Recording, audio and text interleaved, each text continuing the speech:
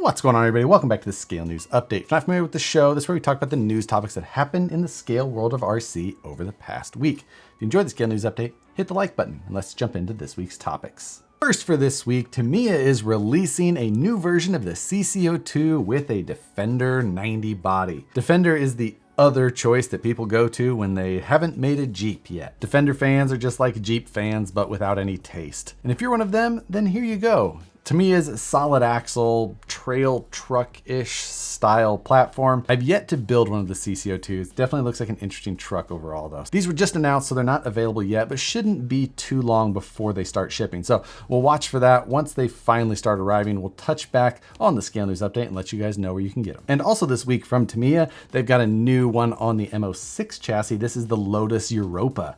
If you've never seen this car, this was a model that was in like the mid 60s to mid 70s range. This is the special model, which I believe was towards the later half of that run. Tamiya, like normal, has done a really good job with this body. Looks pretty awesome. It is on the MO6 chassis, so it's a smaller one. The real Lotus was a mid-engine rear-wheel drive, kind of even before it was all of that common to see, even in cars like this. So if you'd like an old school Lotus to display, or you're just looking for a fairly inexpensive project, this one, like the Defender 90, just announced, hasn't started shipping yet. I imagine that we'll start to see both of these about the same time. The Redcat Marksman that we talked about a handful of weeks ago is available now. Looks like it's starting to ship from several dealers. If you don't remember this truck or missed it the first time, this is on the same platform as the Wendigo, which kind of uses the Gen 8 chassis transmission setup, but it's got its own version of a solid axle. No portals on this, does run a 2.2 size tire, and it's got a Jeepster Commando style body on this. So a body option that we really haven't seen, going to be a little bit larger to fit that type of rig, but this is something that would kind of go up next to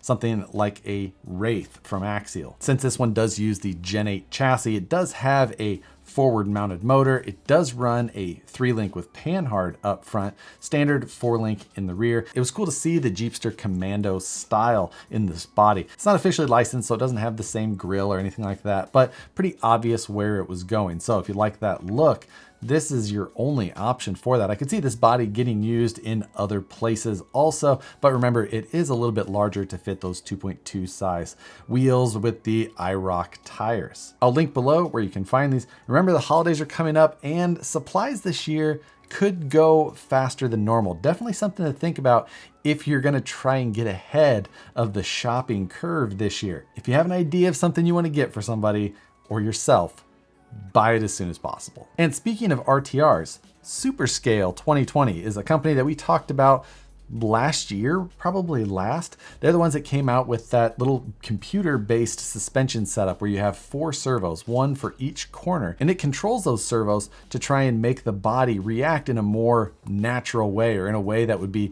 more reminiscent of the physics of a full-size vehicle rather than our 1/10 scale. Can be some really interesting builds. And they specifically released one that was more tuned for the off-road or trail truck style vehicles. And they are putting together full RTR vehicles, but they're only allowing the sale of 10 of them. Now, this is almost 800 euro. So you're gonna have to do that conversion based on where you live and what the dollar is worth at this moment, but not cheap. However, it is a fully RTR vehicle, all the servos built and tuned. That little computer can be a little bit touchy on getting everything tuned, so having it completely done for you, not a bad deal. Does come in a Cherokee XJ style, which may be the only downside. A pretty cheap way to get a fully RTR vehicle with that setup in it. If you're gonna do it yourself, it's gonna take you a good amount of time to get the exact same thing accomplished. So take that into consideration if you're interested. Again, it's limited to 10 units. Looks like they're going to be available sometime towards the end of September if you purchase now. So check out the website. I've linked to it in the description below. You can go check that out, as well as links to the rest of today's stories. Last week, Associated released a new version of the DR10, the Pro React body. This is a very similar style body to the original React body that came on the Ready to Run DR10s, but this one's got Pro Mod styling. Everything's kind of skewed back to give it a more sleek and aerodynamic shape to it. It's got a big wing on the back. Everything about this looks much more high performance, likely going to be a faster option for these drag bodies. A lot of people with these no prep cars are getting into the high 60s, breaking the 70-mile-an-hour barrier and going faster. So the shape of these bodies is nothing to downplay. The design of this body definitely taking that into consideration, and it's got a Lucas Oil livery on it, which looks pretty good. Now this is still a RTR, so it still comes with the exact same underpinnings as the previous DR10s, and the cost is the exact same on this one as the previous one. So if you are okay with the Lucas Oil livery and you don't mind a more go fast style to the body, this is kind of an obvious choice over the other ones. But if you don't really care for the pro street look, then the other DR10 is the exact same car underneath. Associated definitely has a ton of choices with all of the color options you can get with the DR10, and now even this one. Check those out, pick the color of the rainbow you want to drive, and hit the street. Transitioning from Associated over into Element, and specifically options coming from Night Customs for that Element Nightrunner. Night Customs has released files so that you can print your own drop bed for that Nightrunner. The files are available on Night Customs My Mini Factory, and with one purchase you get all 3 styles. Now the 3 styles, one has kind of like a cargo box in the front side that covers the shock towers. The other one is open around the shock towers, and then finally the last one just kind of has extended wheel arches that kind of go forward and cover that up. So a number of different options, but you get all of them with the purchase. So this is made to be printed on your own 3D printer at home, or friend, or however you want to try and get a 3D print done. I believe that these are only available through the My Mini Factory just because of the size, likely just cost prohibitive to have done via Shapeways. A lot of those Nightrunners are popping up with tons of customization being done. This one seems like an obvious choice. You are going to have to cut out the Lexan bed to drop this one in, but looks really good. So if this is your style, go check that out. And remember, Night Customs has a ton of other scale accessories that you can pick up also for the Nightrunner. If you're into the small scale world, then you've likely heard of Furatech. They make ESCs and brushless setups that are often used in Axial SCX 24s and other small scale builds. They just announced a new Tesla Digiboard, which is a little display that you mount onto your vehicle. You're able to fully program the ESC. If you don't have the Bluetooth module that you can get with those ESC combos, then you can get this little board and program everything right on it. It's got a few buttons across the top. I imagine you're just kind of scrolling through screens, and it gives you a number of options that way. It'll also give you some live telemetry on there. Granted, be a little bit hard to read it while it's moving, but you can probably see things like temperature and battery voltage, all of those things while it's stopped at the least. If you don't have the Bluetooth module that you can get with their ESCs, this is likely something that could be handy. Granted, the Bluetooth module does almost the same thing. It'll go right to your phone, but if you just like the look of having a little OLED screen that you've got mounted to your vehicle somewhere, I get it. That could be kind of cool, but you are gonna have to figure out how to mount it, where to mount it, and then have to deal with the cables that are associated with it. I'll link to where you can buy this. Currently, this is a pre-order only item. Furatech has been out of stock, back ordered on a ton of their products for a while. So maybe we'll see all of this stuff kind of come back at once. Definitely some items that are in high demand. I'll be interested to hear if you guys think having a little screen on your crawler is useful at all, or if it's just something you think is completely frivolous and unneeded. And then stepping up in scale just a little bit, FMS Model just released a 1/18th scale Chevy truck. FMS recently released a couple of new models that we've seen. They have a Suzuki Jimny, which is 1/12 scale. They had a 1/18th scale FJ Cruiser, but now we've got this hard body, square body Chevy option.